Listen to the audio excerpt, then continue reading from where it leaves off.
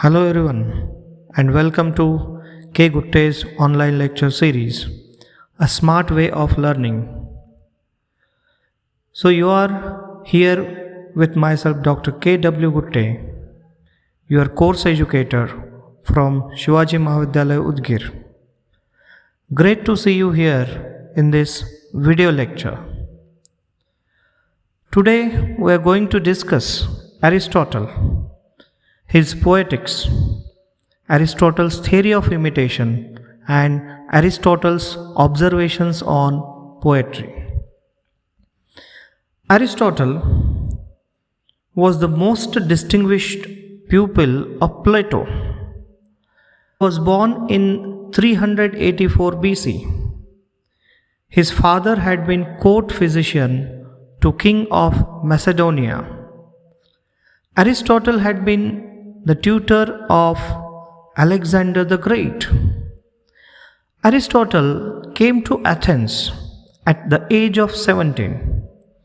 He had joined Plato's academy and whose mind was open to so many facets of knowledge: politics, drama, poetry, physics, medicine, psychology, history, logic, ethics, astronomy, mathematics, rhetorics, natural history, and biology.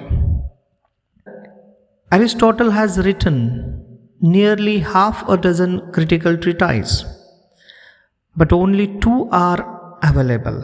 One is Poetics and another is Rhetoric. Poetics deals with art of poetry. Poetics is the science of poetry, and it is about the art of creating poetry. Poetics has been the central document in the study of aesthetics and literature for centuries together, especially Renaissance and in today's scholarly circle. Rhetoric is the second treatise of Aristotle, which deals with the art of oratory or speaking. Aristotle talks about the nature and purpose of poetry. He talks about principles of poetic art. Conclusions of Poetics is deeply rooted in Greek literature. Whatever he has written is based upon the Greek literature. His observations and his conclusions on nature of poetry and drama are applicable and true even today as they were in his own days. Rhetoric was a sort of principles from established practice which can make a good poet and good orator. Poetics is the greatest landmark. It is the greatest landmark work in the world of criticism. Poetics is a treatise of about 50 pages having 26 small chapters. It is believed that it had second part which is lost. First 4 chapters and 25th chapter are devoted to poetry. 5th chapter is devoted to comedy and tragedy and epic. Following 14 chapters are devoted exclusively to tragedy, and next 3 chapters are devoted to poetic diction. Another 2 chapters are devoted to epic poetry. Last chapter deals with comparison between epic poetry and tragedy. So these are the chapters in Poetics which are dealing with poetry, tragedy, comedy, etc. Aristotle's main concern appears to be tragedy, which is in his days was considered as most developed form of poetry. Poetry, comedy and epic was discussed in his treatise. Aristotle is famous for his theory of imitation, Mimesis. What is this theory of imitation? Any kind of art is a representation, or it is a matter of representation or imitation. Aristotle thinks that any art is imitation. And epic, tragedy, and comedy, these are all types of imitations in art. Art imitates human life and actions, and every art that is imitated differs from other arts in three respects. First is medium, second is objects, and third is manner. What is medium? Medium may be words. Medium is used to convey the ideas. It can be a medium of language and words. Objects may be men in action with law of cause and effects.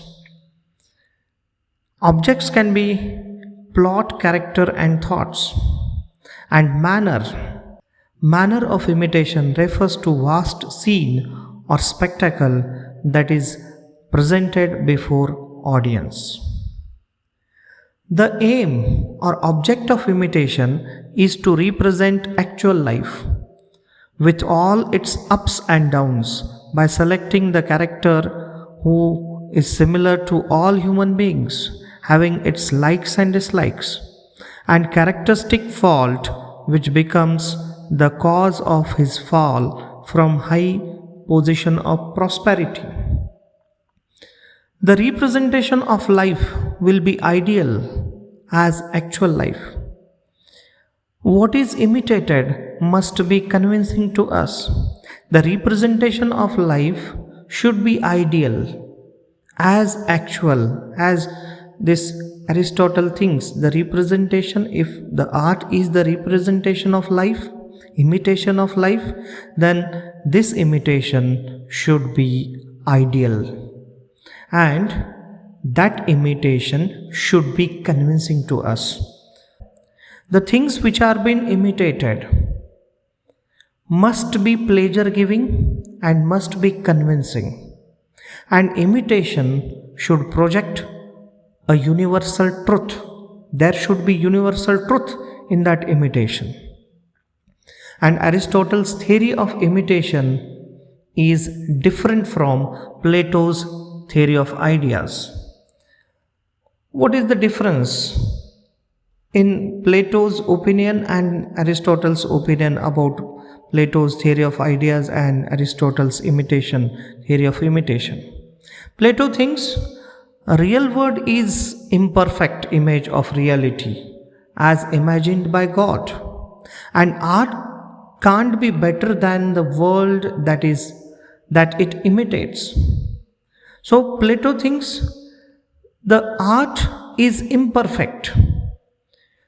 The thing that is been imitated, copied into the art may not be perfect, it is imperfect. And Aristotle thinks that imitation is an ideal representation of things. Poet represents things as they ought to be. Work of art is a resemblance of original, not a slavish copy, but what it appears to perception of poet. Poet imitates what is ideal and what he thinks as an ideal. According to Aristotle, imitation in the art should not be slavish copy, but Plato thinks it should be as it is, exact copy. Plato thinks it is imperfect image in art and literature. Again, Plato's imagination in poetry is mere representation. For Plato, imagination in poetry is mere representation. It is a just copy of things. But for Aristotle, poetic imagination is not a copy of things, but it is idealization of characters, emotions, and actions. Aristotle thinks it is not just a copy, It is not just an imitation of things, but this is an idealization of characters, emotions, and actions. Poetry, according to Plato, was diluted form in the world in which we live. But for Aristotle elevates imitation to the higher level by saying that poetry is imitative art. It is of highest form as it expresses the universal element in human life from his observation of particular life. For Plato, idea of a thing is superior, but to Aristotle, imitative art is superior. For Plato thinks that idea is superior, no other things are superior. But for Aristotle, imitative art is superior. Poetry, being imitation, it produces inferior aspect of reality. As Plato says, twice removed from reality. But Aristotle thinks art is an imitative and it imitates noble things, so it is not inferior. Plato thinks art is inferior and because it is an imitation, it is a just copy, it is a slavish copy, but Aristotle thinks it is not just a copy, but it is one kind of a creation and it is one kind of a creating some noble thing. So it is superior according to Aristotle. Aristotle's observations on poetry. What are the observations of Aristotle on poetry? In Poetics, Aristotle developed theories of Plato. To Aristotle, imitation was closely related to human life. He reveals his views on poetry in Poetics as follows. Aristotle talks about the nature of poetic art in Poetics. Like Plato, Aristotle calls poet as an imitator, like painter or artist, who imitates one of the three objects. What poet imitates? He imitates things. First, things as they are or things as they were. Second, things as they are said or things as they are thought to be.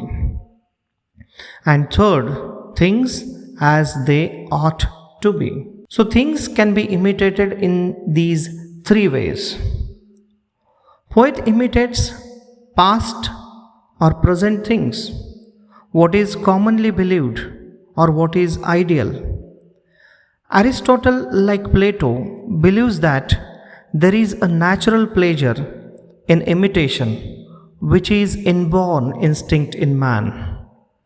A child, he has given an example of a child.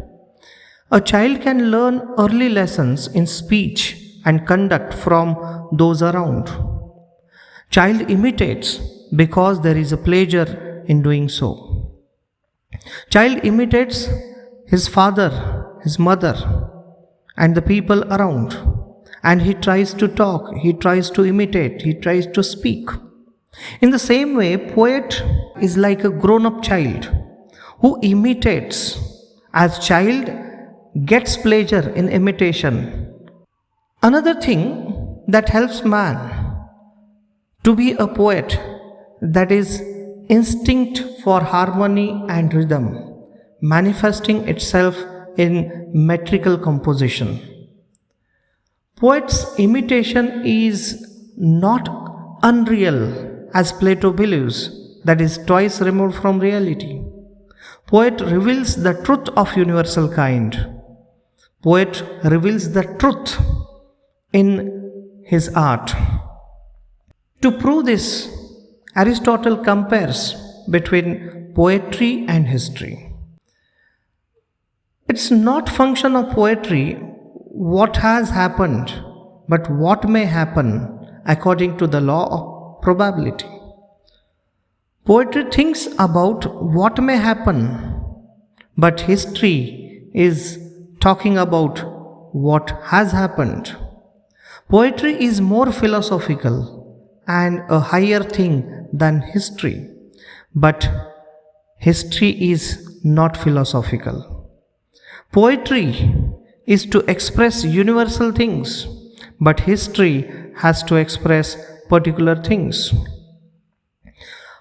How person will behave or act in a particular situation according to law of probability will be the concern of poetry. But history records particular persons, places, or things. So poetry will talk about how person will behave in particular situation. But history talks about what had happened to a person in the past. Poet talks about universal appeal by stressing what they have common with all persons, places, or things. But history talks about a particular. So this is the difference between poetry and history. And to tell that poetry is a universal kind, he compares between poetry and history. Poetry is not just imitation, according to Aristotle, but poetry is the imitation of facts that can be applied to places and times. Poetry is even a reproduction of facts and truths. Now, the next observation of Aristotle is on function of poetry. What is the function of poetry according to Aristotle? Pleasure is the end of poetry. The function of poetry, as other fine arts, is to please according to Aristotle. One can get pleasure from imitation, harmony, and rhythm. Child imitates and get pleasure. Poet imitates and get pleasure. So in imitation there is a pleasure. Even in harmony and rhythm there is a pleasure. Poetry should be pleasing. To whom? To both poet as well as reader. He never thinks like Plato that the function of poetry should be to teach. Teaching is not ruled out if it is incidental to the pleasure it gives. Aristotle doesn't have objection about teaching if teaching is incidental with the pleasure it gives. Such pleasure is regarded as more superior to others because it serves dual purpose, to please and to teach. Art is the element in anybody's life and especially of a people of higher community. So, pleasure is an aesthetic enjoyment which is one of the civic ends. Aristotle partially agrees and disagrees about morality, whether morality should be there or not. Next, Aristotle's observation on poetry is about emotional appeal of poetry. Poetry makes an immediate appeal to emotions. Tragedy is a form of poetry, is the highest form of poetry. Tragedy arouses emotions like pity and fear. Pity at undeserved suffering of the hero. If hero is undeservedly suffering, will have the pity about him, and fear, the worst thing may happen with him and that may befall him, then we'll have a feeling of fear about him. Plato considers it as bad to healthy growth of mind. Plato thinks if we let our own sense of pity grow strong by feeding up on the griefs of others, it's not easy to restrain in the case of our own suffering, as Plato thinks. If We have the feelings of pity and fear. If we are not able to stop our emotions by looking at the griefs of the others, then it is not the healthy growth of mind, as Plato says. But Aristotle has a different opinion about the emotions. What Aristotle thinks about this? Aristotle has no such fear that it is not healthy for the growth of a mind. But he thinks emotions are aroused with a view of the purgation or catharsis, that is purification of emotions like pity and fear through art and literature. Everybody has occasions of fear and pity in life. If they go on accumulating, it will become an aligned matter in the soul. In tragedy, the suffering is not our own. These emotions find a full and free outlet, relieving our soul, free from the anxiety, free from pity and fear. So, in tragedy, the suffering is not our own. These emotions find a full and free outlet, relieving our soul free. By showering them on persons other than ourselves, we are lifted out and emerge nobler than before. Will become nobler than before by such emotions. Poetry transmutes these disturbing emotions and it calms the mind. Poetry tries to calm these emotions. Poetry tries to calm our mind, these disturbing emotions.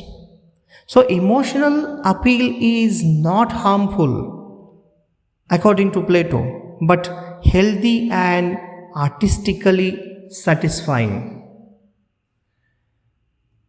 So Aristotle's observations on poetry, its nature, its function, and emotional appeal of poetry. In this lecture, we have covered Aristotle, his theory of imitation. We have talked about poetics. Then we had discussion about the observations on poetry, the nature of poetry, functions of poetry, and emotional appeal of poetry. In the next module on Aristotle, we are going to deal with Aristotle's observations on tragedy, characteristics of tragedy, constituent parts of tragedy, plot, character, thought, diction, song, and spectacle, and the idea of a tragic hero, his views about the tragic hero. So these are all will be covered in the next module that will be published on YouTube. Thank you for watching this K. Gutte's online lecture series, A Smart Way of Learning.